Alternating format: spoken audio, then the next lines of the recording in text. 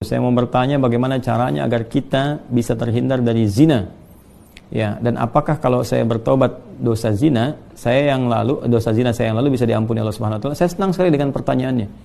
Ya, saya mau bertanya bagaimana caranya agar kita, berarti Anda dan saya kan, kita semua bisa terhindar dari zina. Nah, itu bagus sekali untuk kita semua karena banyak potensi-potensi yang bisa menjerumuskan kepada itu. Ya, baik misalnya dari zina mata, zina telinga, zina mata melihat hal-hal yang enggak pantas untuk dilihat. Ya, kebiasaan-kebiasaan yang buruk, kemudian zina telinga mendengar kalimat-kalimat yang kotor yang mengarahkan pada hasrat seksual pada tempat yang tidak benar, ya, dan perbuatan-perbuatan yang juga sekarang banyak sekali perangkat-perangkatnya. Semoga Allah hindarkan kita dari itu. Termasuk juga iklan-iklan ya. Saya tuh sering kalau lihat misalnya baca ada komentar tunjukin admin kan, oh, kenapa Ustaz ini kok ceramah tapi iklannya snack video. Itu kan algoritma YouTube dari kebiasaan Anda aja nih.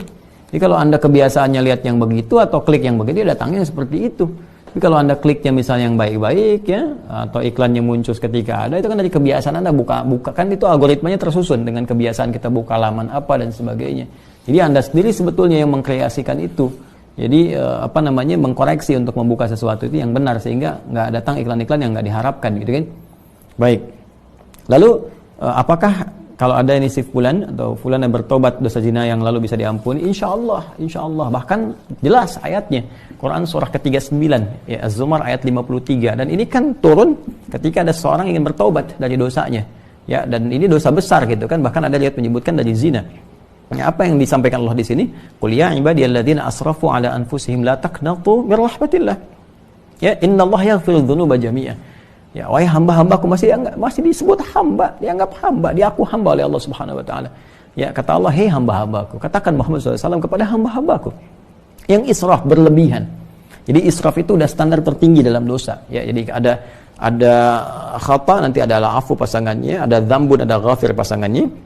Ghafir Quran surah ke-40 misalnya ayat 3, ghafiridz dzambi wa qabilit taubi. Kemudian ada naik lagi dzunubun, ada ghafar pasangannya seperti surat Nuh ayat 10, faqultu astaghfiru rabbakum innahu kana ghaffar, ada ghafur. Kalau naik lagi dzunubun ma'adzulmi, jadi khata'un, dzambun, dzunubun ma'adzulmi pasangannya ghafur, kemudian israf pasangannya rahim. Ya, israf pasangannya apa? Rahim. Makanya disatukan di Al-Baqarah ayat 286 kan, Rabbana la tu'akhidna in nasina aw akhtana khata', Rabbana wa la tahmil 'alaina isran kama hamaltahu 'alal ladzina min qablina, itu dzambun dan dzunubun ma'adzulmi. Rabbana wa la tuhammilna ma la taqata lana bi, seperti israf. Wa'fu 'anna al-'afwu waghfir lana, ghafir, ghaffar dan ghafur, warhamna rahim. Nah, tingkat tertinggi ini dosa-dosa besar, seperti zina kan dosa besar. Yang membunuh dosa besar. Maka kata Allah, "Qul ya ibadiyalladzina asrafu 'ala anfusihim," hai hamba-hambaku yang pernah berbuat israf.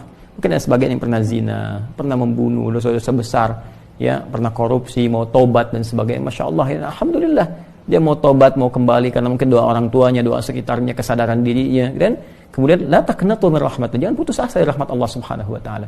Innallaha yaghfiru dzunuba jami'a. Allah akan mengampuni dosa-dosa itu seluruhnya sepanjang kamu mau tobat. Sepanjang mau tobat. Makanya Allah itu sangat menyukai orang-orang yang tobat dan berusaha kemudian kita mendekat kepada Allah. Dan Allah pun berikan jalan sampai titik terakhir dia, sampai nyawa di kerongkongan. Kan yang paling viral itu kisah Firaun kan?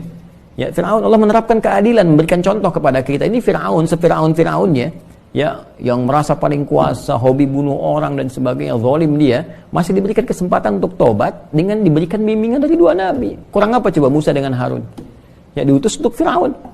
Ya, idhaba ila fir'auna innahu tagha. Datanglah kepada Firaun, dakwahi dia dengan penuh kelembutan. Dia sudah mulai menyimpang. Jadi bukan masalah kekuasaannya yang salah. Kekuasaan silahkan berkuasa, enggak ada masalah gitu kan. Cuma ketika menyimpang dari kekuasaan, ingatkan kata Allah. Diingatkan itu karena sayang. Kalau enggak sayang dibiarin. Ya, makanya kalau ada ulama bisa mengingatkan, ustaz mengingatkan, kita yang keliru dan sebagainya, enggak usah marah. Kan? Nah, kalau kebaikan kita terima dengan cara yang baik dan mengingatkan pula dengan cara yang baik. Karena kalimat Qur'annya faqul lahu qawlan layyina, katakan dengan cara yang lembut. Ya, supaya dengan kelembutan itu la'allahu yatadzakkaru aw yakhsha, mungkin dengan kelembutan itu dia sadar. Ya, ingat kembali bahwa keliru, dia khawatir, dia takut dengan Allah Subhanahu wa taala.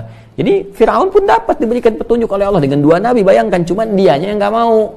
Ya, begitu nyawa ke kerongkongan baru munculkan daya tawar gitu. Itu yang jadi persoalan. Ya, jadi semua punya kesempatan untuk kembali. Makanya saya sering katakan Allah sangat mencintai para pelaku maksiat yang gemar bertobat dibandingkan orang soleh yang tidak pernah merasa salah. Ya, Jadi saya support teman-teman saudaraku ini atau saudariku, ya kembali kepada Allah, ya, dan tutup semua, jangan diungkap kemana-mana. Kalau sudah berdosa, taubat kita kepada Allah, minta maaf kalau terkait dengan hak-hak manusia. Setelah minta maaf, berbuat lebih baik terus dan lupakan itu semua, berbuat lebih baik sampai kita merasakan kebaikan itu nikmat dilakukan. Itu halawatul iman namanya. Itu tanda taubat kita diterima oleh Allah Subhanahu wa taala.